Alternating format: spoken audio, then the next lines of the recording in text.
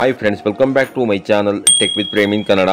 Friends, Karnataka ರಾಜ್ಯ ಬ್ರಾಹ್ಮಣ ಮಂಡಳಿಯ ವತಿಯಿಂದ 2025-26ನೇ ಸಾಲಿಗೆ ಆರ್ಥಿಕವಾಗಿ ಹಿಂದುಳಿದಂತಹ ಬ್ರಾಹ್ಮಣ ಸಮುದಾಯದ ಸಾರ್ವಜನಿಕರಿಗೆ ಸ್ವಉದ್ಯೋಗ ಕೈಗೊಳ್ಳಲು ಕರ್ನಾಟಕ ರಾಜ್ಯ ಬ್ರಾಹ್ಮಣ ಮಂಡಳಿಯ ವತಿಯಿಂದ ನೇರವಾಗಿ ಸಾಲ ಸಹಾಯಧನವನ್ನು ಮಂಜೂರು ಮಾಡಲಿಕ್ಕೆ ಅರ್ಹ ಅಭ್ಯರ್ಥಿಗಳನ್ನು ಆಯ್ಕೆ ಮಾಡಲಿಕ್ಕೋಸ್ಕರವಾಗಿ ಅರ್ಹ ಸಾರ್ವಜನಿಕರಿಂದ ಅರ್ಜಿಗಳನ್ನು ಆಹ್ವಾನ ಮಾಡಿರುತ್ತಾರೆ. ನಾನು ಈ ವಿಡಿಯೋದಲ್ಲಿ ನಿಮಗೆ ಈ ಒಂದು ಸ್ವಉದ್ಯಮ ನೇರ ಸಾಲ ಯೋಜನೆಯ ಮುಖಾಂತರ ಸಾಲ ಸೌಲಭ್ಯವನ್ನು ಪಡ್ಕೊಳ್ಳಿಕ್ಕೆ ಅರ್ಜಿದಾರ ಅಭ್ಯರ್ಥಿಗಳಿಗಿರಬೇಕಾಗಿರುವ ಅರ್ಹತೆಗಳೇನು, ಏನೇನು ದಾಖಲೆಗಳನ್ನು ನೀಡಬೇಕು, ಎಲ್ಲಿ ಅರ್ಜಿ ಹಾಕಬೇಕು, ಹಾಗೇನೇ ಅರ್ಜಿ ಸಲ್ಲಿಸುವ ಕೊನೆಯ ದಿನಾಂಕ ಯಾವುದು ಅನ್ನುವ ಸಂಪೂರ್ಣವಾದ ಒಂದು ಮಾಹಿತಿಯನ್ನು ನಾನು ಈ ವಿಡಿಯೋದಲ್ಲಿ ನಿಮಗೆ ತಿಳಿಸ್ಕೊಡ್ತೇನೆ. ಅದಕ್ಕಿಂತ ಮುಂಚೆ ನೀವೇನಾದರೂ ನಮ್ಮ ಚಾನಲ್ಗೆ ಹೊಸಬರಾಗಿದ್ದರೆ ನಮ್ಮ ಚಾನಲ್ನ ಸಬ್ಸ್ಕ್ರೈಬ್ ಮಾಡಿಕೊಂಡು ಬೆಲ್ ಐಕಾನ್ನ ಕ್ಲಿಕ್ ಮಾಡ್ಕೊಳ್ಳಿ ಫ್ರೆಂಡ್ಸ್. ನಾವು ಹಾಕೋ ಮುಂದಿನ ವಿಡಿಯೋದ ನೋಟಿಫಿಕೇಶನ್ ನಿಮಗೆ ಆ ತಕ್ಷಣ ಬಂದು ಸಿಗುತ್ತೆ ಫ್ರೆಂಡ್ಸ್, ಮೊದಲನೇದಾಗಿ ಈ ಒಂದು ವಿಪ್ರ ಸ್ವಉದ್ಯಮ ನೇರ ಸಾಲ ಯೋಜನೆಯ ಮುಖಾಂತರ ಆರ್ಥಿಕವಾಗಿ ಹಿಂದುಳಿದ ಬ್ರಾಹ್ಮಣ ಸಮುದಾಯದವರು ಸ್ವಯಂ ಉದ್ಯೋಗ ಕೈಗೊಳ್ಳಿಕ್ಕೋಸ್ಕರವಾಗಿ ಅಂತಂದ್ರೆ ಹಲವು ವೃತ್ತಿಗಳಾದಂತಹ ಹಸು ಸಾಕಾಣಿಕೆ, ಗುಡಿ ಕೈಗಾರಿಕೆ, ಸಣ್ಣ ಕೈಗಾರಿಕೆ, ಟೀ ಕ್ಯಾಂಟೀನ್ ಉದ್ಯಮ, ಹೋಟೆಲ್ ಉದ್ಯಮ, ಟ್ಯಾಕ್ಸಿ ಖರೀದಿ ಮಾಡಲಿಕ್ಕೆ ಹಾಗೂ ಇತ್ಯಾದಿ ವ್ಯಾಪಾರ ವಹಿವಾಟುಗಳನ್ನು ಕೈಗೊಳ್ಳಿಕ್ಕೋಸ್ಕರವಾಗಿ ಕನಿಷ್ಠ 1 ಲಕ್ಷಗಳಿಂದ ಗರಿಷ್ಠ 2 ಲಕ್ಷಗಳವರೆಗೆ ಆರ್ಥಿಕ ನೆರವನ್ನ ಮಂಡಳಿಯಿಂದ ನೇರವಾಗಿ ನೀಡಲಾಗುತ್ತೆ ಫ್ರೆಂಡ್ಸ್. ಅಂತಂದ್ರೆ ಈ ಸ್ವಉದ್ಯೋಗ ನೇರ ಸಾಲ ಯೋಜನೆಯ ಮುಖಾಂತರ ನೀವು ಮಂಡಳಿಯಿಂದ 1 ಲಕ್ಷ ರೂಪಾಯಿಗಳ ಸಾಲವನ್ನ ಪಡ್ಕೊಂಡ್ರೆ ಅದರಲ್ಲಿ 20,000ಗಳು ಸಬ್ಸಿಡಿ ಆಗಿರುತ್ತವೆ.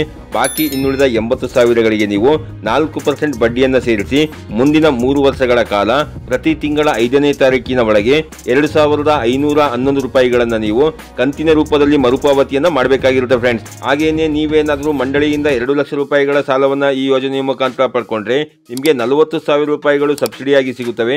ಬಾಕಿ ಇನ್ನುಳಿದ 1,60,000 ರೂಪಾಯಿಗಳಿಗೆ ನೀವು 4% ಬಡ್ಡಿಯನ್ನ ಸೇರಿಸಿ ಮುಂದಿನ 3 ವರ್ಷಗಳ ಕಾಲ ಪ್ರತಿ ತಿಂಗಳ 5ನೇ ತಾರೀಕಿನ ಒಳಗೆ 5,022 ರೂಪಾಯಿಗಳಂತೆ ಕಂತಿನ ರೂಪದಲ್ಲಿ ನೀವು ಮರುಪಾವತಿಯನ್ನ ಮಾಡಬೇಕಾಗಿರುತ್ತೆ ಫ್ರೆಂಡ್ಸ್. ಹಾಗೇನೆ ಈ ಯೋಜನೆಯ ಮುಖಾಂತರ ನೀವು ಸಾಲವನ್ನ ಏನು ಪಡ್ಕೊಂತೀರಿ, ಸಾಲ ಮಂಜೂರಾದ 2 ತಿಂಗಳ ನಂತರ ಪ್ರತಿ ತಿಂಗಳು ನೀವು 3 ವರ್ಷಗಳ ಕಾಲ ಒಟ್ಟು 34 ಮಾಸಿಕ ಕಂತುಗಳಲ್ಲಿ ಮೂಲಧನ ಹಾಗೂ ಬಡ್ಡಿಯೊಂದಿಗೆ ಆನ್ಲೈನ್ ಮೂಲಕ ನೀವು ಅಂತಂದ್ರೆ UPI ಮುಖಾಂತರ ಆಗಿರ್ಬೋದು, ಡೆಬಿಟ್ ಕಾರ್ಡ್ ಮುಖಾಂತರ ಆಗಿರ್ಬೋದು ಅಥವಾ ಕ್ರೆಡಿಟ್ ಕಾರ್ಡ್ ಮುಖಾಂತರ ನೀವು ಮರುಪಾವತಿಯನ್ನ ಮಾಡಬಹುದಾಗಿರುತ್ತೆ ಫ್ರೆಂಡ್ಸ್. ಹಾಗೇನೆ ಈ ಒಂದು ಸಾಲಕ್ಕೆ ನೀವು ಆನ್ಲೈನ್ ಮುಖಾಂತರ ಅರ್ಜಿ ಸಲ್ಲಿಸುವ ಸಮಯದಲ್ಲಿ ನೀವು ಯಾವ ಉದ್ಯಮವನ್ನ ಪ್ರಾರಂಭ ಮಾಡ್ತಾ ಇದ್ದೀರಿ ಆ ಉದ್ಯಮದ ವಿವರಗಳನ್ನ ಕಡ್ಡಾಯವಾಗಿ ಕನಿಷ್ಠ 10 ಪದಗಳಲ್ಲಿ ನೀವು ಅಲ್ಲಿ ನಮೂದಿಸಬೇಕಾಗಿರುತ್ತೆ ಫ್ರೆಂಡ್ಸ್. ಹಾಗೇನೆ ಸಾಲ ಮಂಜೂರಾದ ನಂತರ ಈ ಸ್ಟ್ಯಾಂಪ್ ಹಾಗೂ ಪ್ರಕ್ರಿಯೆ ಶುಲ್ಕವನ್ನು ತಾವೇ ಭರಿಸತಕ್ಕದ್ದು ಮತ್ತು ಜಾಮೀನುದಾರರ ವಿವರಗಳನ್ನು ನೀಡಬೇಕು ಹಾಗೂ ಸಾಲ ಮಂಜೂರಾದ ಫಲಾನುಭವಿಗಳಿಗೆ ಸಾಲ ಮತ್ತು ಸಹಾಯಧನವನ್ನ ನೇರ ನಗದು ವರ್ಗಾವಣೆ ಮೂಲಕ ಅಂತಂದ್ರೆ ಫಲಾನುಭವಿಯ ಆಧಾರ್ ಕಾರ್ಡ್ ಸೀಡಿಂಗ್ ಆಗಿರುವಂತಹ ಬ್ಯಾಂಕ್ ಖಾತೆಗೆ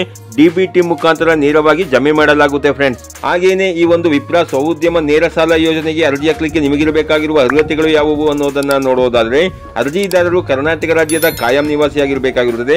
ಅರ್ಜಿದಾರನ ವಯಸ್ಸು ಕನಿಷ್ಠ 18ರಿಂದ ಗರಿಷ್ಠ 65 ವರ್ಷದ ಒಳಗಿರಬೇಕಾಗಿರುತ್ತದೆ.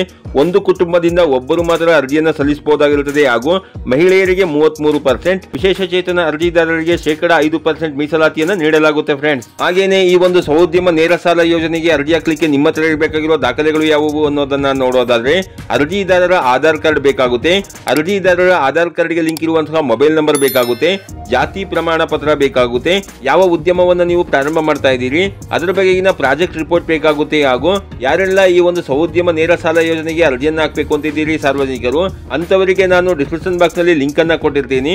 ಆ ಲಿಂಕ್ ಮುಖಾಂತರ ನೀವು ಮೊಬೈಲ್ ನಲ್ಲಿ ಬೇಕಾದರೂ ಅರ್ಜಿಯನ್ನು ಸಲ್ಲಿಸಬಹುದಾಗಿರುತ್ತದೆ. ಅಥವಾ ನಿಮಗೆ ಮೊಬೈಲ್ ನಲ್ಲಿ ಅರ್ಜಿ ಸಲ್ಲಿಕೆ ಮಾಡಲಿಕ್ಕೆ ಗೊತ್ತಾಗಲಿಲ್ಲ ಅಂತಂದ್ರೆ ನಿಮ್ಮ ಹತ್ತಿರದ ಗ್ರಾಮ 1 ಅಥವಾ ಬೆಂಗಳೂರು 1 ಅಥವಾ ನಿಮ್ಮ ಹತ್ತಿರದ ಕರ್ನಾಟಕ 1 ಸೆಂಟರ್ಗಳಲ್ಲಿ ನೀವು 31/10/2025 ಸಂಜೆ 5 ಗಂಟೆಯ ಒಳಗೆ ನೀವು ಅರ್ಜಿಯನ್ನು ಸಲ್ಲಿಸಬಹುದಾಗಿರುತ್ತೆ ಫ್ರೆಂಡ್ಸ್. ಹಾಗೇನೆ ಇದ್ರ ಬಗ್ಗೆ ನಿಮಗೆ ಇನ್ನೂ ಹೆಚ್ಚಿನ ಮಾಹಿತಿ ಬೇಕು ಅಂತಂದ್ರೆ ಈ ವಿಡಿಯೋದ ಕಾಮೆಂಟ್ ಬಾಕ್ಸ್ ನಲ್ಲಿ ಕಾಮೆಂಟ್ ಮಾಡಿ ಬೇಕಾದರೂ ನೀವು ಕೇಳಬಹುದಾಗಿರುತ್ತದೆ. ಅಥವಾ ಮಂಡಳಿಯ ವೆಬ್ಸೈಟ್ ಅಥವಾ ಇಲ್ಲಿ ಕಾಣ್ತಾ ಇರುವಂತಹ ದೂರವಾಣಿ ಸಂಖ್ಯೆಗಳಿಗೆ ಕರೆ ಮಾಡಿ ನೀವು ಇದ್ರ ಬಗ್ಗೆ ಹೆಚ್ಚಿನ ಮಾಹಿತಿನ ತಿಳ್ಕೊಬಹುದಾಗಿರುತ್ತೆ ಫ್ರೆಂಡ್ಸ್. ಇದಾಗಿತ್ತು ಇವತ್ತಿನ ಮಾಹಿತಿ.